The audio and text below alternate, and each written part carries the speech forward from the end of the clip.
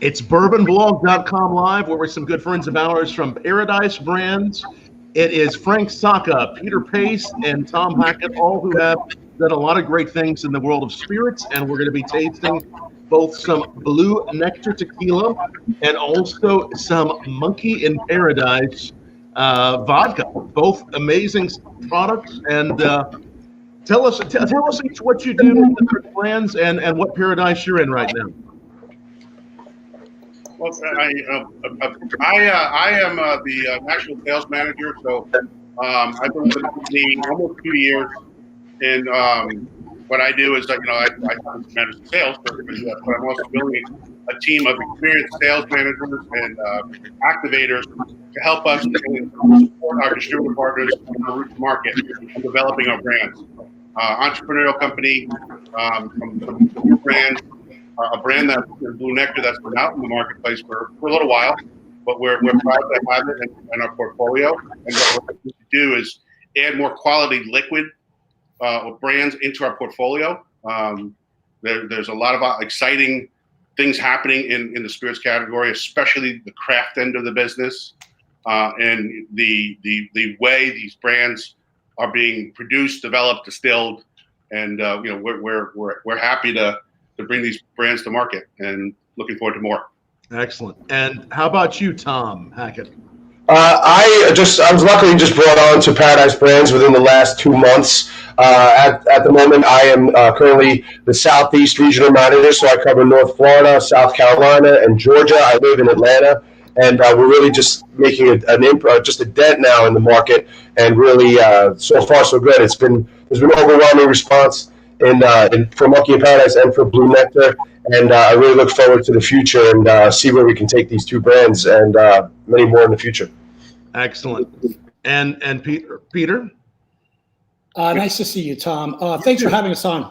We really appreciate that. And I am the Chief Marketing Officer here at Paradise Brands, and so I'll get involved in anything from creative positioning, strategic planning, working with different channels of our business. Distributors obviously are crucial to our business. Obviously the trade in both channels on and off. And I've always sort of seen myself as having the responsibility and the accountability for supporting, people like Tom and people like Frank that really do a lot of the heavy lifting and work tirelessly around the country. So that's sort of my responsibility, is to try to create a vision and emotion, a positioning that makes it easier to sell the product and bring awareness to consumers. Because as Frank articulates, even having a 7-time distilled 100% corn product, the categories are busy, consumers are distracted. The digital world makes people even more distracted. You walk around with a TV in your pocket and a computer in your pocket. So the work has become a little bit more challenging, but I was so happy to be here, because very often I don't think people understand how important it is to work together, and how sales and marketing, distributors, retailers, the trade, we all, now more than ever, I think we really all need each other. So that's my 2 cents, and I'm sticking to it. That's a good 2 cents, and I know all of you have some great experience in the spirits industry, and you all came together just about, was it a couple years ago to do the Paradise Brands? I think Frank's been on about 2 years. Tom can speak to his tenure here, and I came on, and then we got hit with COVID, and I went to Patrick, our CEO, and we all chatted, myself, Patrick, and Frank, and I suggested a furlough because I think, it was very important as everything shifted to the off-premise.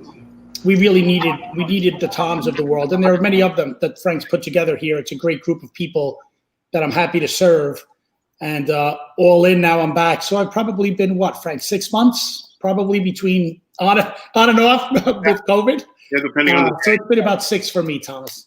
About 6 months. Great. And we know that you've worked on some great brands in the past, and you're bringing so much great expertise. Well, let's jump in and taste. We have the Monkey in Paradise vodka and the tequila. Should we try the vodka first? Yeah, I think that's And so I happen to see here, Peter, this is the world's highest rated vodka. The rating systems are interesting. Where we've been really blessed, again, it's the people that we have surrounding us. I think there's a lot of great brands out in the marketplace in our industry and others. I've always been about the people, right? It's amazing that we have an award-winning package. It's great that we have a CEO who's supportive, but people top to bottom and bottom to top here for a small company, we're the little engine that can. And thanks to Frank and the Toms of the world, we're the little engine that's achieving, right? We're 2 years in. I think we're going to hit probably 30,000 9-liter cases. We have some awards, as you mentioned.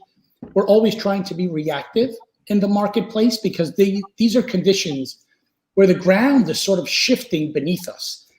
And having a 100% corn, 7 times distilled product really brings it together, Tom, right? Because you have a great team of people, you have a great product, you have some okay marketing. Half the times I get it right if I'm super lucky. And the other times they can both tell you I'm great at apologizing and sucking up. It's really part of my strong skill set. But really with great salespeople, a great product, a great management team, and trying to, the support of distributors and bringing awareness to the trade and consumers with folks like you, we really have a fighting chance to grow from a small company to a mid-sized small company. So that's exciting for everybody. Absolutely. And Tom, I'm tasting it. It's really soft. Tell us what I'm tasting here at the Monkey in Paradise.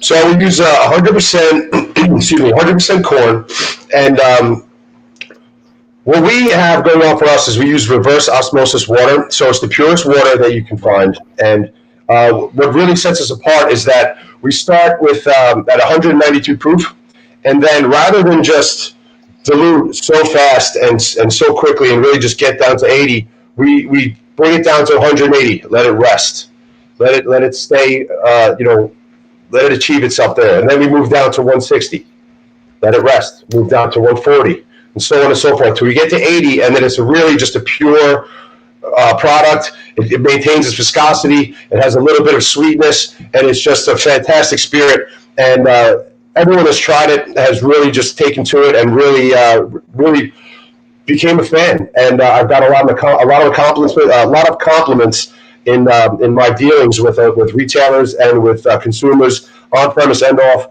And we really think that this is going to be a home run once we finally get liquid to lips across the country. I like it, and it's of course the Monkey in Paradise. He's there, sort of meditating. Is he meditating on like a sunset? What is he doing? It is. He's found his paradise, and you know what? That's what we do when we go out and we push this product. We want to know what is your paradise, and we're going to help you achieve it. And it's sugar-free, carb-free, gluten-free, keto-friendly. And we're hitting all the bullet points for a really outstanding vodka, and it shows in the product. Well, and it does hit some good points. The sugar-free, the gluten-free, the carb-free. I mean, all those are so important.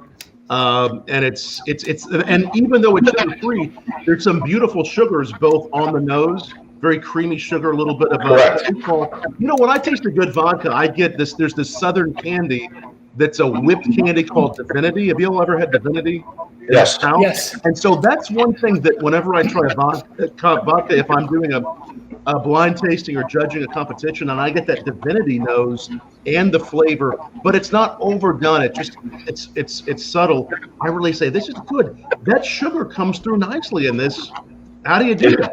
It's the corn. The corn provides the natural sweetness, and it really is it's just a touch there, and it's a little tingle on the palate. Yeah, and it's fantastic.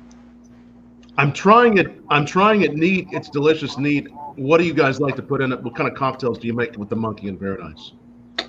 I've had success with numerous. I like to have, I like to get creative and use a lot of fruit because, with Monkey in Paradise, it just sings, find your paradise vacation, some watermelon, basil, some strawberry mints, and grapefruit, and a little elderflower. And those are fantastic cocktails. And they're just as good having a vodka tonic, vodka soda, or Moscow Mule. It really it really blends with pretty much everything.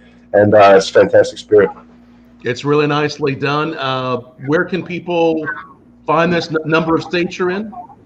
We are in 18 markets currently, and that's growing now. Like we just came down to Savannah today. We're all in Savannah together, and we've had a really great response both on and off premise, and hopefully this will extend further. Florida has been just a powerhouse. New York, and we're going to take over that the whole East Coast and keep moving west. And 18 now, but look for us more in the near future. Cool. Now, does the monkey have a name? You know what? I never gave it one. I like to let everybody have one. Create it themselves with all the POS that I give out. Everyone just gives a name. I know George has been very popular. Just Curious George, because they're like, we're always curious about where'd you find what's your paradise? And like, who are you, Curious George? They're like, well, I have the monkey right on the bottle. So Curious, I like it. The Curious, the Curious George. You're crafted in Florida.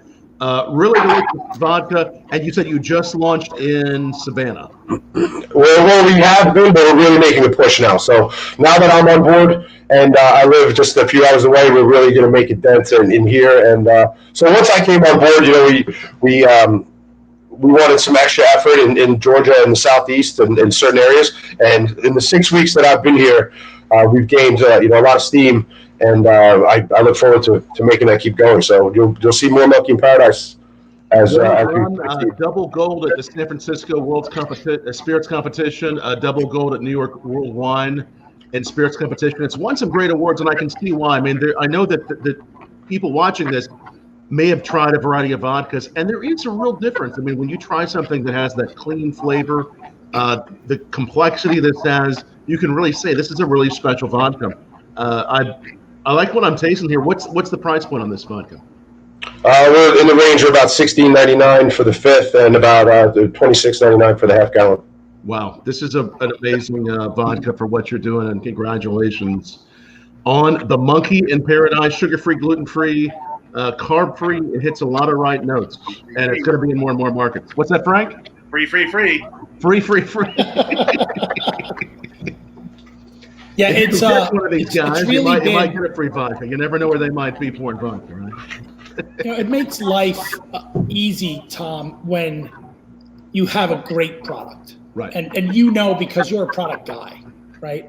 So when you have that, and it's funny, I think I see it happening in the food world. People are getting back to a little bit more the sort of excellence of simplicity. Right. So when you talk about the complexity of simplicity, I think just those natural flavors come through, and it makes it very mixable. It makes it great neat. It makes it great on the rocks. It's been exceptionally helpful to have an outstanding product. Absolutely. And we'll get to the tequila in a moment and try that. You all are watching BourboBlog.com live. We do this almost every night. We have been since March, just featuring some great products here. So bookmark Bourbon Blog Live, and wherever you're following, Twitter, Facebook, YouTube, follow us there so that you can get more and more great spirited videos with great guests like our friends from Paradise Brands, and the tequila, Blue Nectar Tequila. There's several tequilas you will have. Tell us about the Blue Nectar. If I may, I'd like to defer to Mr. Frank Saka, who you may or may not know, Tom, worked for many years with Proximo Spirits and a celebrated tequila family, the Beckmans. And he and I can sort of volley that back and forth. I've been fortunate enough to spend some time in Amatitan in Jalisco, Mexico. But Frank really has a really depth knowledge of the category. And I'll jump in as needed because I spent some time down there. And it was really a beautiful experience that I'm happy to share with yourself and others. So, Frank, if you don't mind taking the lead on this, kind sir. I'll do the best I can, Peter, but thank you. I've had 10 plus years of experience selling tequila, but I also enjoy the liquid tremendously. I'm a big fan of agave spirits. And when we had the opportunity to acquire Blue Nectar Tequila, my excitement level raised. We already had a great award-winning vodka in our portfolio, and it's about liquid. And when we were fortunate enough to acquire Blue Nectar, we vetted the brand, we tasted the liquid, and we said, wow, we have something here. And, you know, I worked for a company, had many tequilas, learned a ton. And when this came on board, we knew we had an opportunity. We looked at, you know, certain things that we could do better and move the brand forward. But the liquid itself is really what, you know, it gets us excited. There's brand positioning, brand cues, and things that Peter is helping us work on. We feel we have a value proposition because what we've done is we've taken the retail price points, we've actually lowered them because we want to make this a more sessionable tequila. We want people to have it every day, not just Fridays. Right. But the liquid itself, the quality of the craftsmanship, the people that make this, the people that grow the agave, that's what it's about. It's not about, you know, somebody on TV touting their brand. These are the real people, the hands that get dirty, the people that make Blue Nectar Tequila. It's really delicious, and I'm so glad you all have this brand. It's now the one I'm trying is you have several. You have a Blanco, you have a Reposado. What else? You have an Añejo. What else do you have there? We have a Blanco, we have a Reposado, we have a Reposado Craft, and we also have an Añejo, and soon to have an extra Añejo and possibly Cristalino. Very nice. So you're going to have having even more from the category. And again, if y'all are watching and you've tried the products, whether it's the Monkey in Paradise or one of the Blue Nectar Tequilas, tell us down below, tweet back to us, let us know one of your favorites.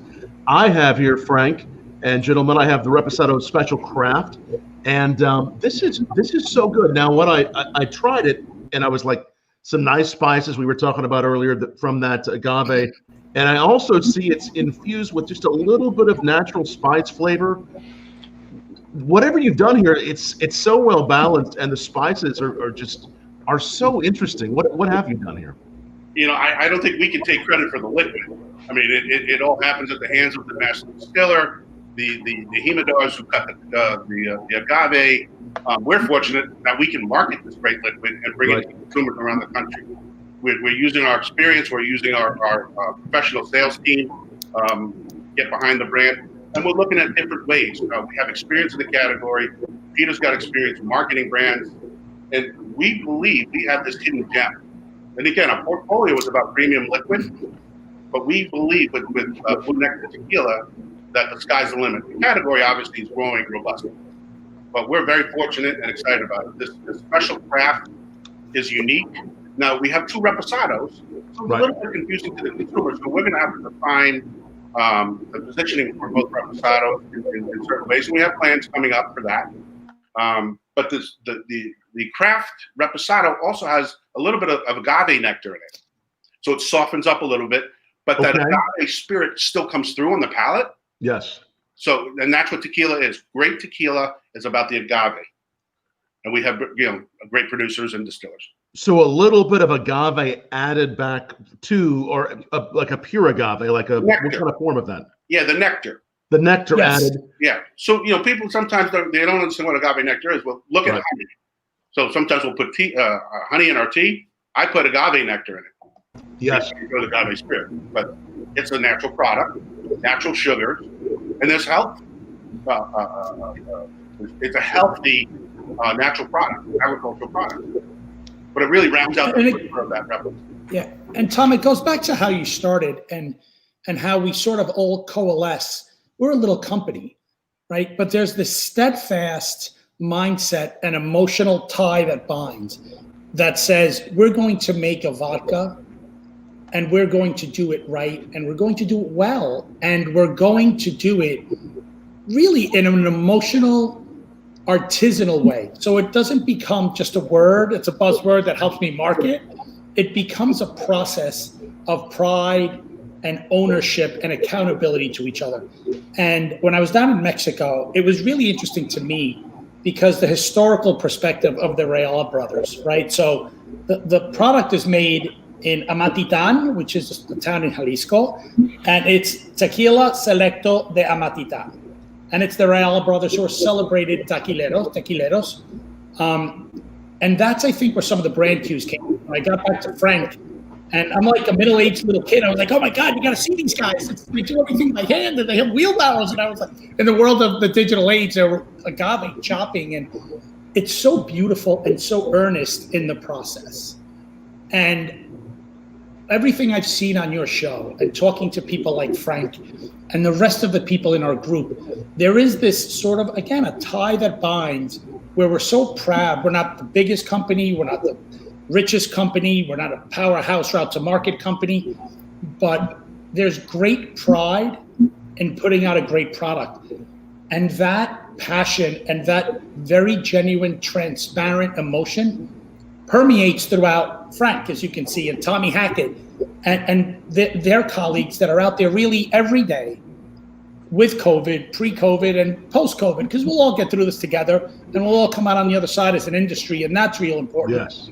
You know, and get back and support our on-premise friends and families and partners, but it all starts with a great product. And albeit we might be a tiny company today, if we keep putting forth great products that someone like yourself very genuinely might get behind, I think we will continue to see success by just working hard and getting out there, whether it's in Savannah or Tommy's markets or up in the Northeast or in the Midwest where Frank's originally from. Great products, a little bit of exposure. We're going to be okay. And I think it leads with pride and humility and conversation, right? Because we need help. We got to get the word out there. There's a lot we have to do. Right. This is very, both of these spirits very, very nice. A question from someone watching on YouTube: which of the Blue Nectar tequilas would you suggest for someone who is just getting introduced to the tequila? Well, I personally always believe, and again, personal preference, but I think the silver or the Blanco is a good starting point, because to me, that's really what the distillery is the base of a lot of the rest of the tequilas. It's real easy to drink. It's mixable. So if you really want to start early, you can mix it with soda and squeeze of lime, and then work into the progression of having it neat. So I would start with silver. And it's funny, Tom, and I'll say this, just because this is Frank and I's relationship is just constant loving discourse, I would absolutely start with the Añejo. And the reason is that liquid, I think, speaks to a level of richness, speaks to a level of care. And I think then what you do is you back into the other facings, because I think you end up at the Blanco in the space, right? You end up at the Blanco because now that's your own personal creativity, right? To me, an Añejo, you're going to either have it neat, maybe with one ice cube. I'm a neat person. I'm a big bourbon fan. I'm a fan of yours. But to me, that's a liquid. You're connecting with a liquid. I think it's back down to the Blanco, which is probably the most approachable, both from price point and from what I would say lack of complexity. Right. But then you get into a little bit more your own personal creativity with Blanco. So like a watermelon margarita, do you want to use fresh peaches? Do you want to go in different directions? So I always like to give people an introduction of a higher end, a little bit more aged offering to really get around the spirit and then start exploring from there. But hey, that's just me. No, that's true. Do you that's a good point. It's nice to have different opinions. Tom, what's your favorite? What's your go-to of the tequilas? Well, since excuse me, I was always a big bourbon fan, and since the both Reposados are aged 8 months in charred bourbon barrels, I think that is something that I really go for that. It's and along with what Peter said, the Añejo. It really just has the richness of, say, a bourbon. So if someone's just jumping into tequila as their first spirit, there's going to be there's going to be something that they have to really work out. So vodka, but as a bourbon fan, I think the Special Craft and the Reposado blend are really great starting points, and especially with the agave, it's very much more approachable than some other tequilas, and the response to that one, especially the Special Craft, as you said, has been overwhelming, and I really think that that's something that someone can really, really attach themselves to, is that Special Craft and the Reposado blend. Those are that's so well said. I like the Special Craft a lot. I like that extra agave, that note, but also those spices. Just a little touch of spice has been added to this, right? Nutmeg, vanilla, and then just the other essential oils really give it such a great, unique flavor, and it's really been fantastic. And Tom, also, it depends on your mood, right? I mean, if you're having a great day, maybe you go right to Añejo. And by the way, our Añejo has 5-year-old extra Añejo blended in there. So we didn't just stop at 24 months in barrel. We added some extra Añejo. So again, this brand is evolving, but there's points of difference between our competitors or other tequilas. I mean, I think in Q4, a lot of parts of Q4, we're going to come out with an extra Añejo, which will be different than some of the extra Añejos that are on the market. So we're excited about that proposition. And it's just going to add, add a little bit more of a halo for the Blue Nectar. And we want to keep consumers, tequila drinkers, tequila drinkers in a franchise. So whether they start with Añejo or Silver. When I'm in a good mood, I'll drink Añejo.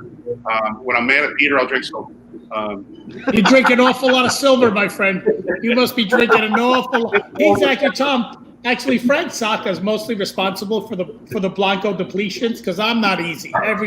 Anyone who knows me knows I'm a handful. Oh, that's great. Now, this is delicious tequila, nice spice, really well-rounded. What are the price points on your tequila? So the Blanco silver tequila is about $30 U.S. average. What we've done is with the Reposado, we've line priced it with Blanco. Again, giving consumers a chance to go from silver to Repo. Craft is about $35, and Añejo is about $45. And the Reposado is about how many months, and the Añejo is about how many months? 6 to 8, and the Añejo is 1 to 2 years on average. I mean, with a little bit of the 5 different barrels added. Beautiful. So it's a marriage on different ages. We use American oak, we use bourbon, and we're very proud of the liquid. I can't say that enough. It's exciting to get the smirk on my face because I'm waiting to taste mine out of a cup in my hotel room because I'm anxious. Where are you tonight, Frank? I'm in Savannah as well. You're in Savannah as well. Okay, cool. Very nice. So the three of us are here doing sort of a mini crew drive blitz, working the market very safely and meeting some new retail partners and supporting our distributor by working the market. But we've gotten a lot of great reaction. There's no better feeling than when you taste a retailer or even a consumer your liquid, right? When Monkey in Paradise, we taste people, their eyes light up. They're like, because the first response is, oh, another vodka. And then you put it in their hands and they taste it, their eyes light up. That kind of gives you a little chills. And it's the same thing with Blue Nectar. They're like, wow, this is fantastic. And we're getting the same response as you have with the craft. So again, very, very proud to represent these brands in the liquid. And that's what it's about. That's what we're doing down here. It's funny you said that, Frank. Literally this morning, when someone, one of the retailers that we saw today, when they tried the vodka, he literally said, he goes, "Oh, that just gave me goosebumps." And he said, "This is great." And he was like, "Wow, usually there's no burn to it. It's really, really had a great flavor." And he literally said it gave me goosebumps. So it's funny you said that. They are stellar products. I mean, you all have obviously brought together some great expertise, some great talent from the makers, from the leadership. You've done an amazing job with these products. So well done. Thank you. Thank you, Tom. Thank you. Thank you very much. Absolutely. And tequila. I mean, we're seeing in the world of whiskey. I mean, people, obviously, whiskey enthusiasts, branching out more and more, trying those tequilas. I mean, I think that tequila is, and we've seen from the looks like the numbers, tequila is on the upswing. Yeah, very. What are you all seeing on your end as far as tequila? Yeah, we're seeing the same data.